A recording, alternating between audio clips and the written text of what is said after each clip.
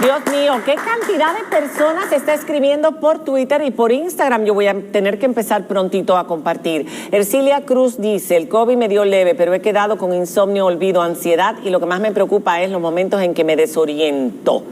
El doctor va a hablar de eso ahora. Me dio COVID en julio del año pasado, dice Stephanie Guzmán, y el olfato aún no me ha vuelto. Austria, larguísimo. Ah, excelente. Ok, me infecté de COVID, dice Tiapachi Díaz. Me infecté de COVID en diciembre y tengo el olfato distorsionado. Ilon Cabrador, me dio COVID, salí negativa hace 8 días, pero tengo temblores y se me hinchan los pies. Gap Cami, la sensación de querer bostezar y que no fluya de manera natural es parte de la secuela. Este constante querer bostezar ocasiona dolor en el pecho. Eso me sucede cada cierto tiempo.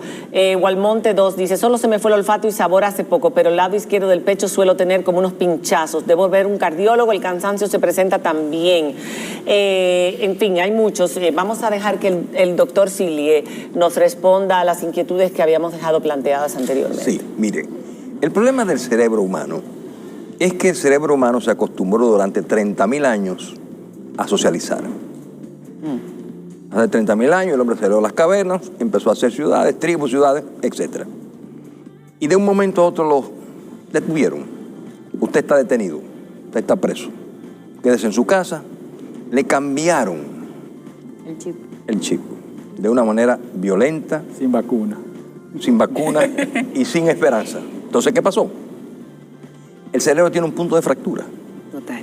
El cerebro se fractura como un brazo, como una pierna. Pero por el confinamiento y por el temor. Óyeme, sí, claro hay una serie de síntomas de gente que no ha tenido ninguna infectación, que tienen síntomas más graves que el infectado. Ahí vamos. Ok, pero esa es otra cosa. No es el tema de esta noche y no me gustaría irme por ahí porque si nos vamos por ahí hay muchas cosas, hay mucha tela, marinera. No, es el problema de la angustia, es el problema de la ansiedad, pero el problema de la depresión. Y lo físico. Y lo físico. Hablábamos, ella mencionaba algo, las personas que no tienen, que pierden el gusto y el olfato. Es un daño físico. Es un daño. Entonces decía ese artículo precisamente que había hay microinfartos.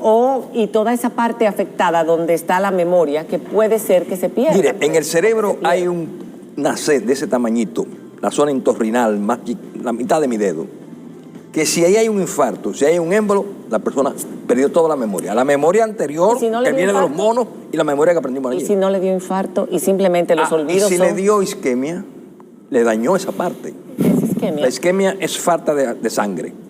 El infarto es un daño ya severo. ¿Es definitivo? Es sea, definitivo. Si la persona tiene niebla mental, olvidos frecuentes, desorientación. Ha tenido cierto daño cerebral. Sí. No es por lo emocional únicamente. Y para hacer una relación a los síntomas de angustia que el doctor decía, aunque es una manifestación psicológica, debo aclararte que la angustia y la ansiedad provoca una descarga adrenérgica que dispara lo que son las catecolaminas, igual que el cortisol. Esas sustancias provocan y activan la cascada inflamatoria y provocan un daño.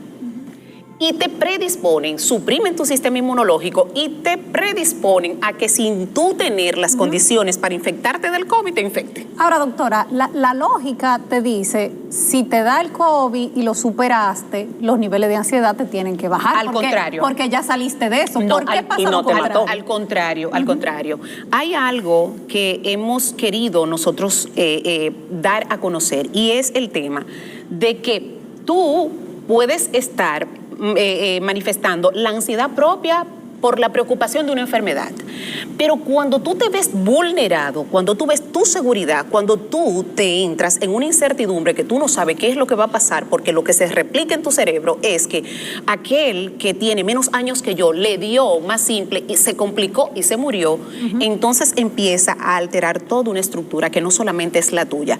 Cuando el doctor Sillier dice, el hombre es social, existe un síndrome, que es el síndrome del confinamiento y el síndrome de la cabaña, que fue lo que empezamos a nosotros sentir todos y a padecer cuando nos dijeron, ustedes pueden salir un chin, nadie quería salir.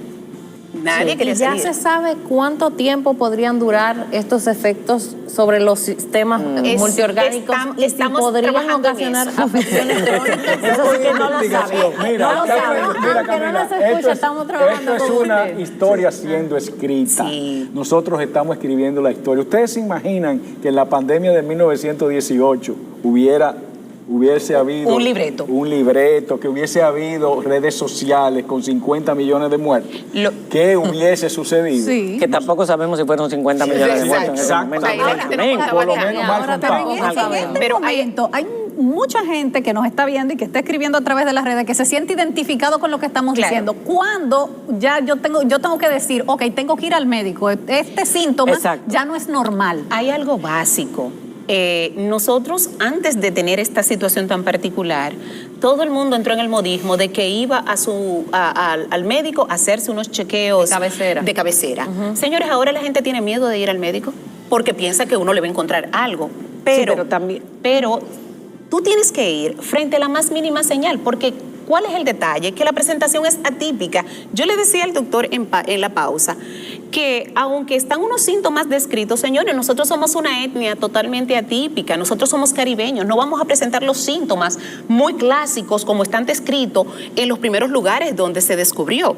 Y para colmo tenemos una respuesta tan diferente que eso nos hace perdernos en los síntomas y por eso es que hay, entre comillas, menos gente dando positivo, claro, porque somos Porque no se quieren hacer la prueba. Y hay el agravante serio Porque no la en quieren este pagar. país de yo voy mañana. Ay. No, una Yo cosa voy importante mañana. que ha pasado, y no solamente en República Dominicana, en el mundo entero, es que la gente ha retrasado el ir a las emergencias, ir al médico, los chequeos normales, las vacunaciones. Sí. Los pacientes de cáncer no quieren asistir Sí, a hacerse la Exacto. Sí, doctor, quimioterapia. pero por ejemplo, mucha gente que padece de estos síntomas, que aquí me están escribiendo en Instagram, me voy a ir a Twitter en un momento, le comentan a la gente, ay, a mí me duele, tengo un dolor que se me mete aquí, tengo, por ejemplo, aquí dice Ana Julia Abar. Ana Julia Var, y los problemas reumáticos, a un año de la enfermedad siento dolores en las articulaciones del brazo derecho, tal cual lo sentía en la enfermedad. ¿Debo ir a un médico? ¿Qué pasa cuando hay una... No, María Cela, fíjate, hay un fenómeno humano y es que las enfermedades, el COVID no es la única enfermedad que existe. Entonces, Todas las enfermedades están presentes. Entonces, ya todo el mundo tiene COVID Si no, ahora. le da la gripe y tiene COVID, le duele un dedo y le da Todo COVID. es No, COVID. Entonces, el reuma ha existido las cardiopatías han existido, los problemas psiquiátricos han existido. Lo que pasa ahora que en estas circunstancias se exacerba el fenómeno Y porque ha el hecho- hombre pierde recursos emocionales. claro, y ha hecho también que enfermedades básicas que estaban ahí, pues detonen, Pero, debuten. ¿en Y qué la- porcentaje se han aumentado esos casos en sus consultas, si pudieran calcular? En el caso particular de la salud mental, que estamos afectados todos, quiero incluirme porque formo parte del universo, Claro. cabe resaltar que 3 de cada 4 pacientes están afectados. De esa tercera parte que es mía, de esos 3 de tercios, cuatro, sí. 3 cuartos, perdón, hay un cuarto que son pacientes nuevos debutantes y el 65% de los pacientes que tenían una condición previa de salud mental agudizan con otra encima. Entonces, nosotros estamos viendo un fenómeno. Alzheimer se ha incrementado, demencia senil en las personas mayores. Hay un estudio de 10 países donde hubo alrededor de 10.000 participantes, donde se identificaron 126 síntomas relacionados con diferentes sistemas del cuerpo que supuestamente con Están relacionados. pacientes que habían sufrido COVID. Con respecto al Alzheimer y a la demencia, yo puedo decir con mucho pesar que ha disminuido la aparición de la enfermedad de Alzheimer. Antes era 70, 80 años, hay pacientes de 50 años. Sí, claro. ¿Por qué razón? No podemos atribuir solo todo al COVID, pero estamos viviéndolo en la pandemia. Sí. Que- O sea, hay- ahora, doctor, ahora. usted está viendo Y eso gente después del jóvenes con COVID. demencia, más jóvenes. Y el detalle también está que los niveles de estrés en proporción va a no dar. manejable, hace que los pacientes debuten. Una de las presentaciones primarias o como pródromo de la demencia es precisamente alteración en lo que tiene que ver su estado anímico. La depresión resulta ser uno de los síntomas o una de las enfermedades que anteponen el debut de una demencia, la ansiedad, el insomnio, y algo que estoy viendo frecuentemente, doctor, es el encapsulamiento de síntomas psicóticos o síntomas delirantes. sí. El paciente post-COVID se queda con una idea estructurada de algo que pudo haber sido cierto en determinado momento, pero el daño sale de contexto y se vuelve grande. Bueno, aquellos que han estado intubados y que han estado muy graves, esos son los que me imagino que deben estar todavía más impactados psicológica y psiquiátricamente. Te cuento lo siguiente, a diferencia, más afectados de ese tipo de patología están los que han estado alrededor de un paciente que el mismo paciente. Y los que los que han salido de la intubación, Ahí que tenemos... tienen estrés postraumático. No, ahí ellos Eso- tienen de todo. Eso cuando regresemos, pero yo también quiero algo más positivo, porque yo particularmente ya me puse todos los electrodos en la cabeza, no porque sea una persona hipocondríaca, al contrario, le huyo a los médicos y le huyo a las pruebas. Pero no somos tan malos. Pero yo empecé a sentir algunos síntomas que no entendía. Unos meses después, yo tengo ya 3 meses que salí de esto. Y aquí estoy viendo que mucha gente me está compartiendo eso. Dice, ella me dio fiebre solamente, fue la última noche. A mí fue light, relativamente, no me dio neumonía. Aunque estuve mal, pero no me dio neumonía. Lo sé porque al día siguiente me hice la prueba y salió negativo. Sin embargo, a los 15 días empecé a notar graves problemas con la memoria y nadie había hablado de esa secuela. Esto lo dice Kathy Ricks.